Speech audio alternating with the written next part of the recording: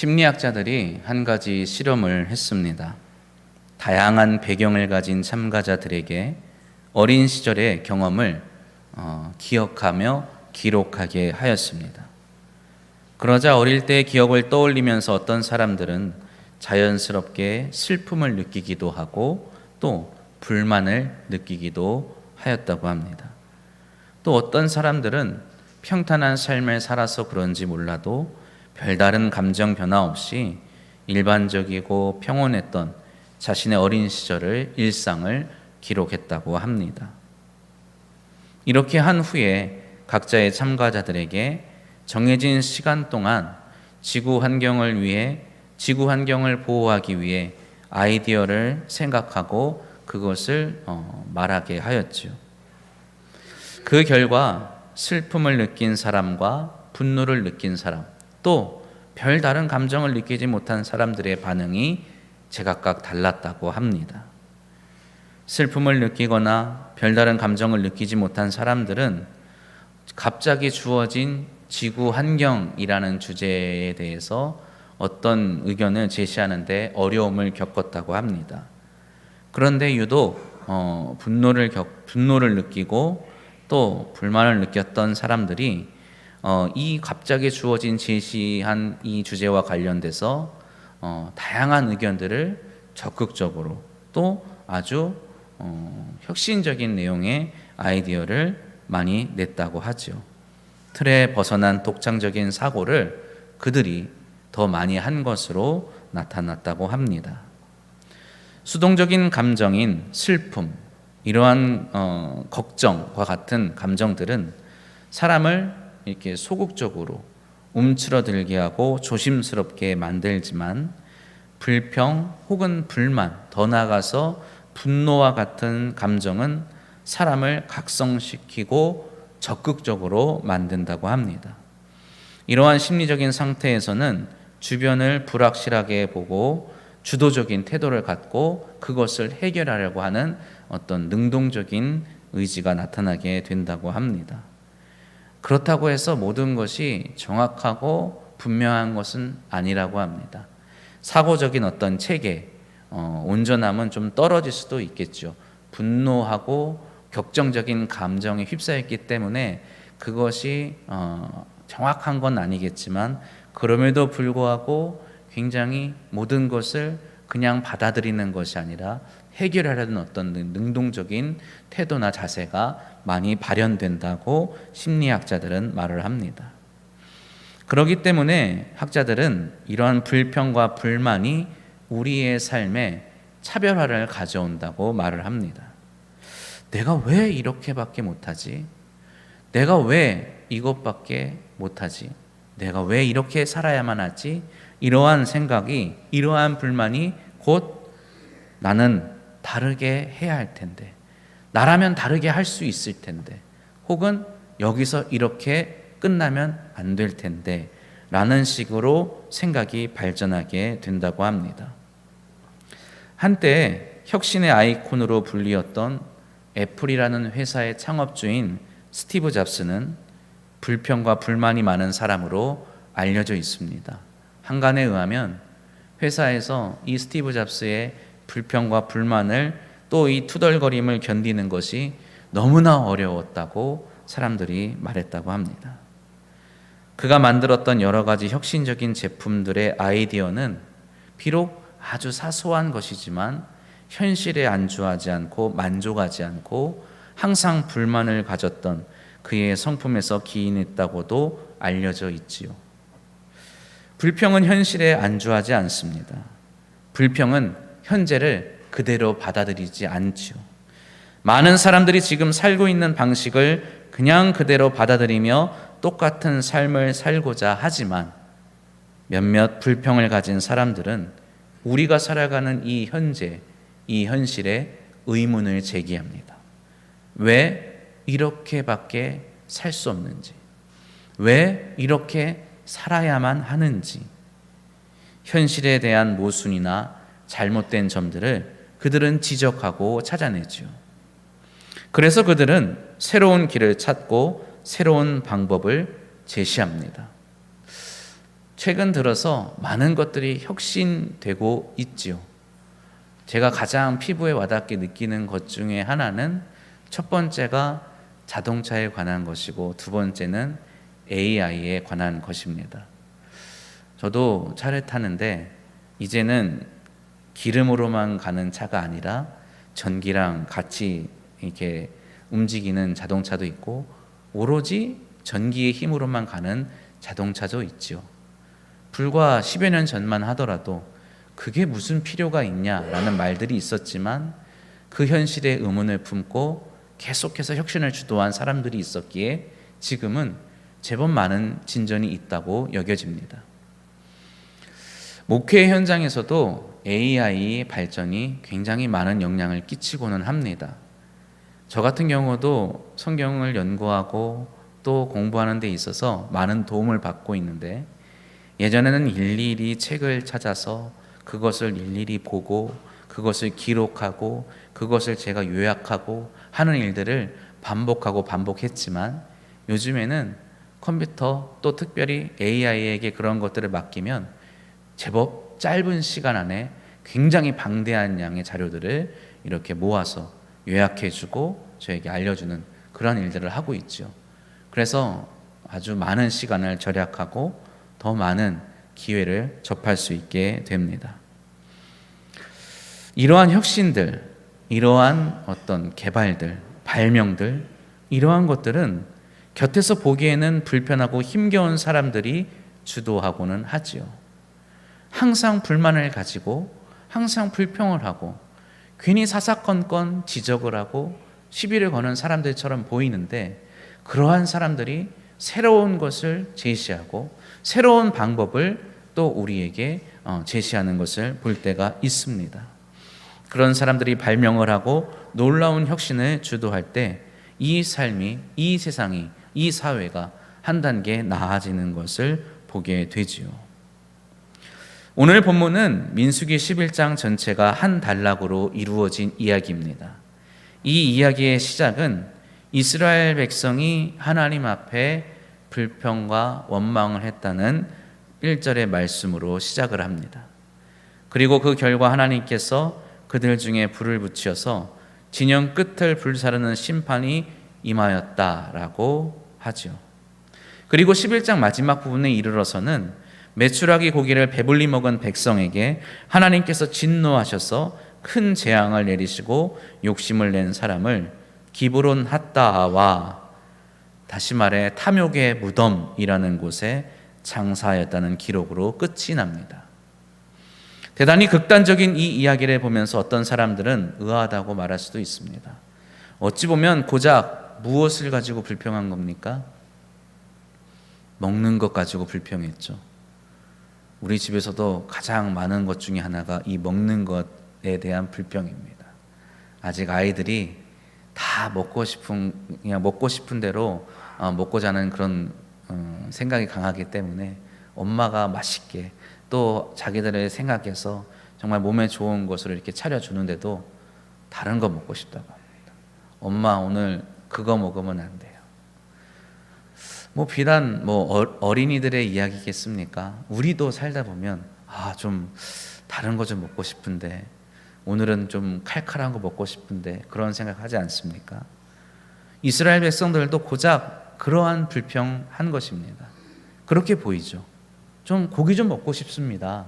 이렇게 말한 것 가지고 어떤 일이 일어납니까? 많은 사람이 죽임을 당하죠. 하나님 너무한 거 아닙니까? 하나님 너무 좀 과민하게 반응하신 것 아닙니까? 이렇게 말할 수 있을지도 모릅니다. 왜 하나님은 그런 먹는 것 때문에 그들에게 진노하시고 그들을 용서하지 않으셨을까요? 그리고 불평을 하는 사람들은 하나님의 징계를 받는다. 이것이 우리가 오늘 본문에서 얻을 수 있는 이 민수기 11장에서 얻을 수 있는 가장 큰 교훈일까요? 오늘 본문 말씀인 이 민수기 11장을 잘 이해하기 위해서는 몇 가지 표현을 주의 깊게 읽을 수 있어야 합니다. 1절에 악한 말로 원망하매 라는 단어가 나옵니다. 이 원망하다, 악한 말로 원망하다라는 단어는 히브리 단어로 한 단어로 나오는데 성경에서 딱 2번밖에 나오지 않습니다. 그래서 이 의미를 정확하게 알기는 좀 어렵지만 이 단어의 어원인 이 아난이라는 단어는 한숨을 짓다라는 단어입니다. 한숨을 내쉬다 하고 탄식을 하다라는 단어이죠. 그런데 이 1절에 쓰인 이 아난이라는 단어의 용법은 이러한 행동, 한숨을 쉬고 탄식을 하는 이 행동을 계속해서 반복적으로 하는 것을 표현하고 있어요. 그 어느 한때만 탄식을 하고 한숨을 쉬는 게 아니라 어떨 때마다 지금 무엇 때문에 지금 이럽니까? 먹는 것 때문에 그러잖아요. 먹을 때마다 한숨을 쉬는 겁니다. 먹을 때마다 탄식하는 거죠. 뭐에 대해서 합니까? 뭐에 대해서 늘 한숨 지고 원망하고 탄식하는 겁니까? 민수기 11장 4절로 6절 말씀 우리 함께 봉독해 보겠습니다. 그들 중에 섞여 사는 다른 인종들이 탐욕을 품음에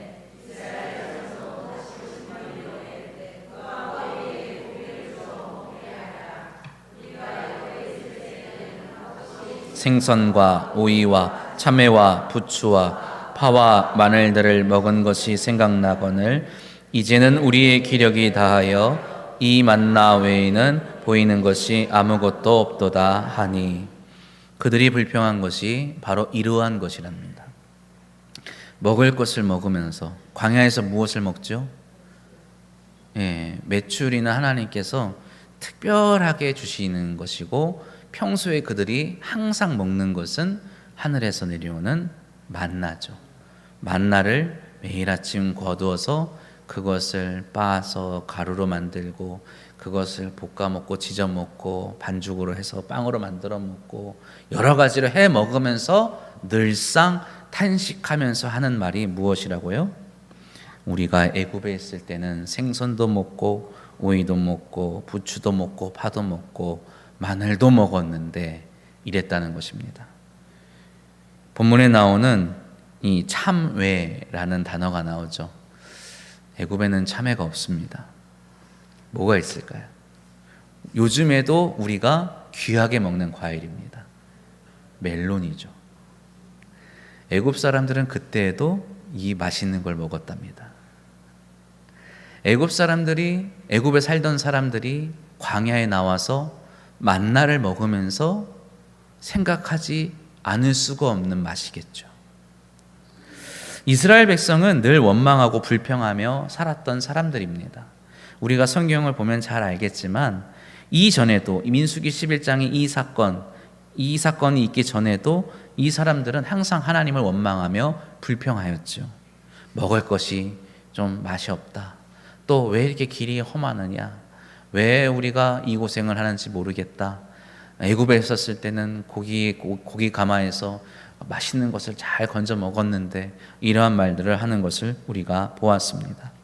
그럼에도 불구하고 이 다베라에서 일어난 이 불평과 원망의 사건이 그들에게 심판의 불씨가 되고 만 것은 무언가 다른 것이 있다는 것을 우리에게 알려주는 것이죠.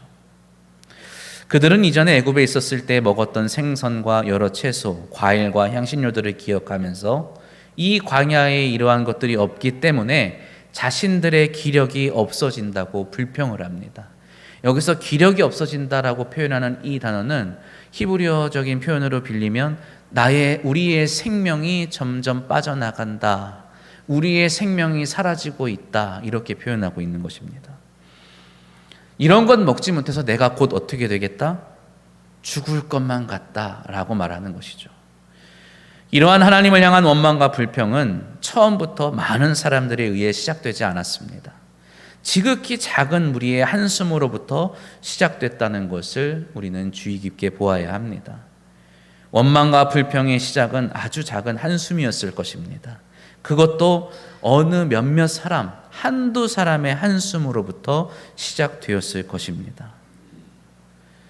그 한숨과 탄식이 한 번으로 끝나지 않고 매일 매 순간마다 나타났고 어느새 백성의 습관과 생각에 자리 잡게 되었다고 성경이 말하고 있는 것이죠. 어떤 특별한 계기가 있었다기보다는 광야에서 행진하면서 오는 어려움으로 인하여서 자기도 모르게 한숨과 탄식을 반복하다 보니 어느 순간 이것이 변하여서 모두의 원망과 불평으로 만들어지게 된 것입니다. 이 순간을 일으키는 원인이 특별히 꼽으라고 한다면 무엇이었을까요? 성경은 그 중에 하나를 제시합니다. 4절 말씀에 다른 인종이라는 표현이, 독특한 표현이 나오죠. 이 다른 인종이라고 불리우는 사람은 이스라엘 민족이 아닙니다. 히브리 민족이 아니죠.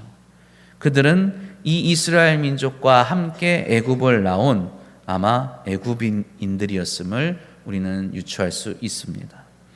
그들은 하나님께서 애굽 땅을 심판하시는 것을 보고 하나님을 두려워하게 된, 하나님을 경외하게 된 사람들이었고, 그러한 그들의 두려움으로 인하여서 그들이 애굽을 떠나 이스라엘 민족과 함께 이 가나안으로 향하는 길을 떠나게 된 것이죠.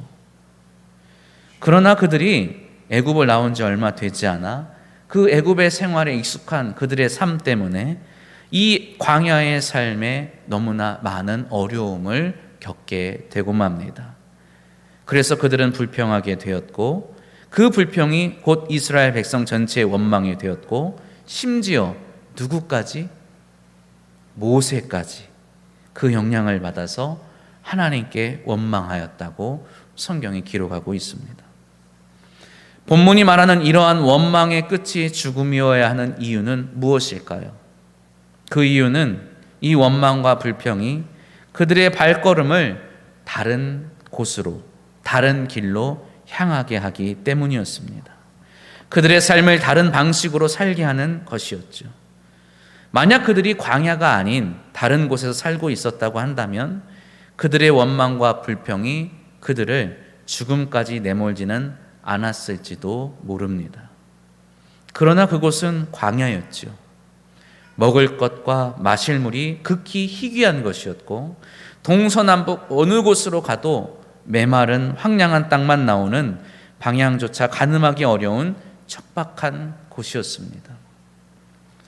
제가 성지순례의 영상을 이렇게 보든지 아니면 여행을 이렇게 하는 사람들의 영상을 보면서 가장 좀 염려되고 또 한편으로는 신기한 것 중에 하나는 광야같이 메마른 곳을, 사막과 같이 황량한 곳을 하염없이 걱정 없이 걸어가는 것을 볼 때입니다. 이 길 끝에 무엇이 있는지도 잘 모르면서 계속 걸어가는 거죠. 그나마 안도가 되는 것은 무엇일까요? 요즘에는 어느 곳을 가도 거의 대부분의 곳에서 이 GPS가 있기 때문에 내가 어느 방향으로 가고 있는지를 알 수 있다는 것이죠.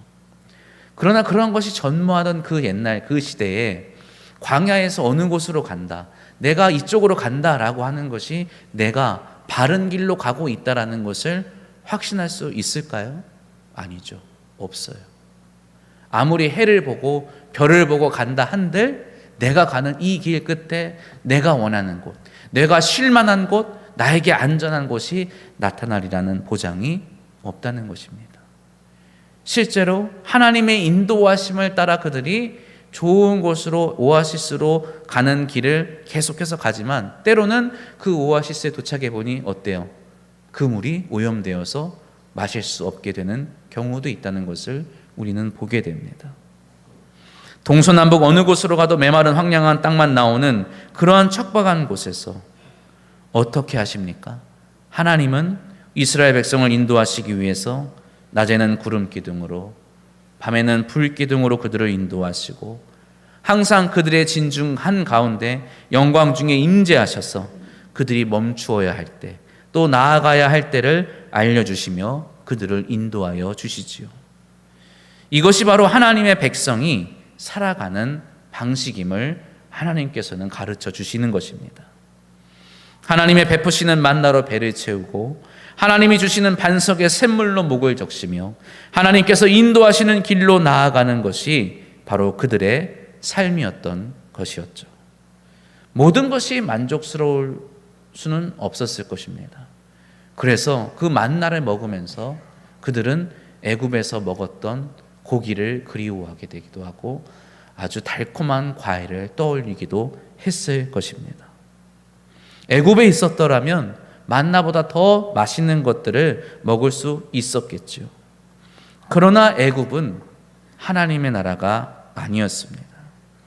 애굽은 우리가 하나님의 백성으로 살 수 없는 곳이었죠. 그곳에서 우리는 백성이 아닌 노예로 살아갈 수밖에 없었습니다.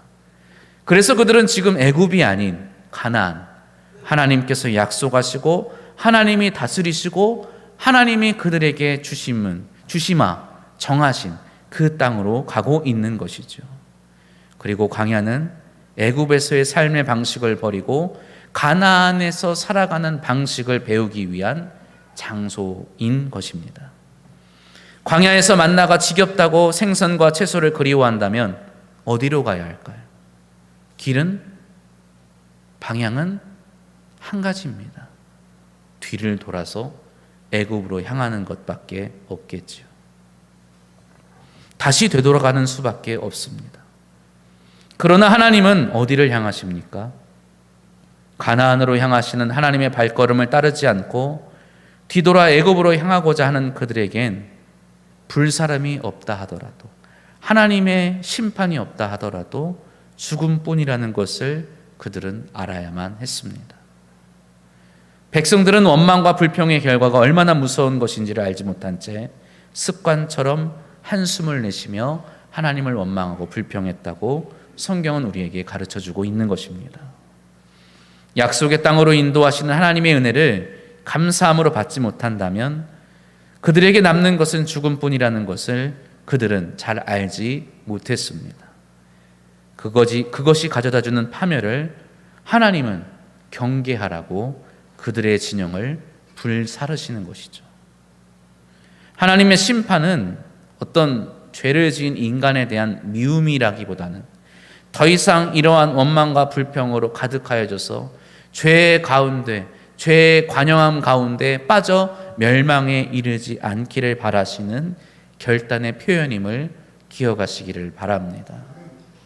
우리가 하나님께 혹 징계를 받는다, 우리가 혹 하나님께 심판을 받는다 라고 하였을 때 성도에게 주어지는 심판은, 성도에게 주어지는 징계는 어떠한 의미가 있을까요? 우리의 멸망을 의미합니까? 우리의 버려짐을 의미합니까? 구원으로부터의 제외를 의미합니까? 그렇지 않죠. 이곳으로 더 이상 나아가지 말라는 하나님의 준엄한 질책임을 깨달으시기를 바랍니다. 그러나 오늘 본문 말씀을 보면 하나님의 진노만이 있는 것이 아닙니다. 하나님은 우리에게 항상 자비를 베풀어 주시는 분이시죠. 백성들이 원망과 불평을 할 때에도 진영 끝을 사르게 하셔서 큰 인명피해가 나지 않게 하십니다. 정확히 나와 있지는 않지만 진영 끝이라 하면 진영의 뒤겠죠. 진영의 뒤는 어디를 향하고 있겠습니까? 그들이 지나왔던 길, 그들이 떠나왔던 길, 또 몇몇 사람들에게는 돌아가고 싶은 길을 향하고 있는 것이겠죠. 그들이 자꾸만 미련을 가지고 지난날의 삶을 추억하며 되돌아보고 있는 그 길, 그 방향에는 무엇이 있을 뿐이라는 것을 하나님께서 알려주시는 겁니까? 죽음뿐밖에 없다는 것을, 멸망밖에 없다는 것을 하나님께서 친히 보여주시는 거예요. 그들을 죽이고자 하심이 아니라 그 뒤에 추억하며 뒤돌아보는 그 길에는 멸망밖에 없음을 하나님께서 알려주시는 것이죠. 모세가 이 많은 백성을 내가 다 감당할 수 없다고 그 무게로 인하여서 하나님께 원망을 합니다. 하나님께서는 모세를 심판하시기보다는 그를 긍휼히 여기셔서 70명의 장로들을 세우게 하시고 그 짐을 덜어주십니다. 24절, 25절 말씀 우리 함께 읽어보겠습니다. 모세가 나가서 여호와의 말씀을 백성에게 알리고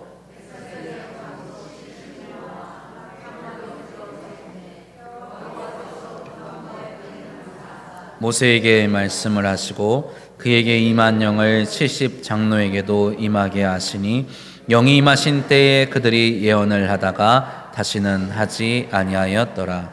아멘. 백성의 원망과 죽음이라는 11장 이 전체 처음과 마지막 사이에 있는 이 내용은 장로들에게 임하신 하나님의 영에 관한 이 기사는 오늘 본문의 가장 중심이고 주제가 되는 내용입니다. 우리의 인생은 어디에 속하여 있을까요? 우리의 인생은 이 땅에 속한 것이 아니겠지요. 이 세상에 속하여 살아가는 것이 아닙니다. 우리는 하늘나라의 백성이고 하나님께 속하여 살아가는 자들임을 믿으시기를 바랍니다. 그래서 우리는 오늘도 하나님의 그 인도하심을 따라 본향인 하나님 나라를 향하여 나아가는 나그네들이라는 것을 기억해야 합니다. 이 나그네의 삶은 항상 힘겨울 수밖에 없습니다. 나그네기에 내가 머물 만한 곳이 없기 때문이지요. 실상 하나님께서 우리에게 만나와 같이 내려주시는 은혜가 우리의 삶을 풍족하게 채워주심에도 불구하고 이스라엘 백성들이 광야에 있는 동안 만나가 부족하여 배고파하고 어려움을 겪었다는 말씀이 단 한 차례도 나오지 않았음에도 불구하고 우리는 이것이 충분하지 못하다고 느끼고는 한다는 겁니다.